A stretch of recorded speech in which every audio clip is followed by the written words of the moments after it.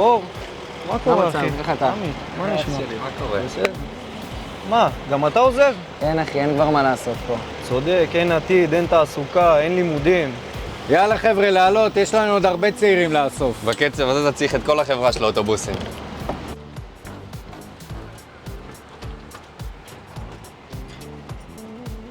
מה זה? מה קורה פה?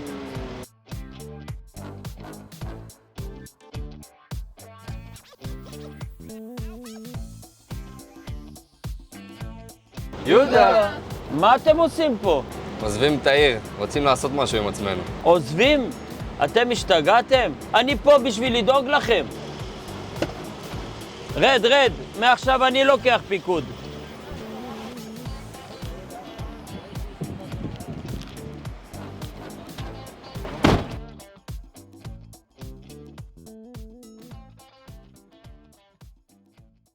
יהודה, אנחנו איתך. רק שים לנו מוזיקה. בטח! עוזב את העיר, הוא אומר לעבור אף אחד, אנחנו שניים.